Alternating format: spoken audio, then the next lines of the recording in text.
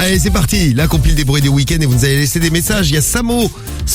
Ah, comme le fromage. C'est ça. Samos qui nous a envoyé un petit message. Qu'est-ce qui s'est passé ce week-end? Il a été confronté à quelqu'un, écoutez. Bonjour l'équipe, salut à tous. Alors moi c'est mon voisin, il est venu pour faire pipi à la maison pensant être chez lui. La porte était fermée donc il s'est frotté à la serrure. Ouais.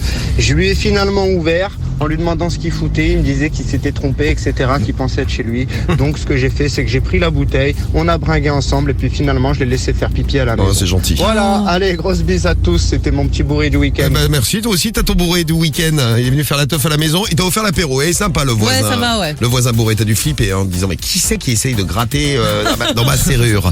C'était le voisin qui arrivait avec sa bouteille. Bon, on en a des pas mal aussi. Voici notre compile du morning sur Skyrock. C'est la compile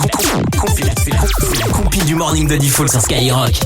Les Français se laissent pas abattre, Pato. Ah non, il picole, dur. Il picole. C'est peut-être pour oublier. C'est ça, peut-être, ouais. Alors, Numéro 3. on va où pour démarrer? Près de Coutances, c'est dans le nord, dans la Manche, dans le nord-ouest exactement, dans la presqu'île du Cotentin, il y a un automobiliste qui a été contrôlé avec 3,29 grammes d'alcool par litre de sang. C'est beaucoup, hein. Je vous rappelle que c'est 0,5 la limite autorisée.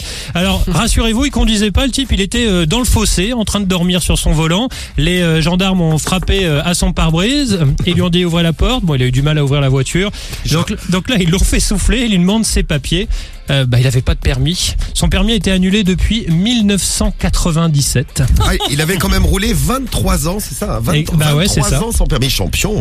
Alors attends, c'est vraiment le champion du week-end, lui presque, parce qu'il a quand même avoué aux gendarmes avoir consommé au cours de la journée pas moins de 48 bières, une bouteille de pastis et une de rosé. Bon, moi je finis par terre, Cariole, elle est encore en train de danser à ce prix-là. Non, je crois pas, non.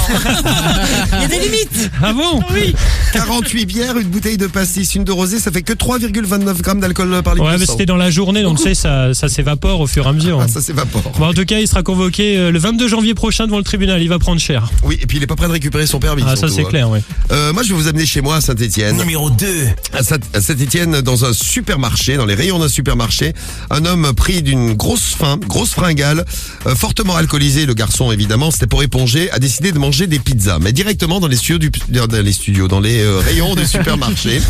Bon, le vigile voit le mec manger une pizza comme ça en plein milieu du supermarché, il lui dit bon, elle est froide ta pizza, ramène-la chez toi, c'est mieux, et puis il faut la payer. Bon, évidemment, le mec refuse de la payer, interpellé par la police, se met à insulter la police, à frapper les pizzas à coups de pizza, la police à coups de pizza.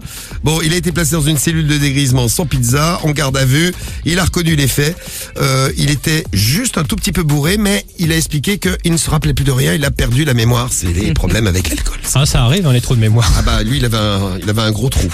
Salut Saint-Étienne. Et à la une et à la première place de notre Numéro compile, c'est où qu'on va? À Lourdes. Alors là, il y a un gars c'est pas un miracle, je vais vous expliquer pourquoi. Il y a un coiffeur qui avait oublié sa veste dans son salon de coiffure. À 23h50, il se dit je vais retourner dans mon salon. Ils sont pas en couvre-feu à Lourdes, donc il peut se balader dans la rue tranquille. Il ouvre donc son salon de coiffure, il récupère sa veste, sauf qu'au même moment, il y a un gars bourré qui passait par là et qui est entré dans le salon de coiffure pour lui dire je veux que tu me coupes les cheveux. Donc le type lui dit non, c'est fermé, je viens juste récupérer une veste. Le mec veut rien entendre, complètement bourré, il s'installe au niveau des bacs à shampoing, il insiste lourdement et lui dit vas-y coupe-moi les cheveux. Donc le coiffeur lui dit j'ai pas que ça à foutre, je suis en week-end, je ne veux pas.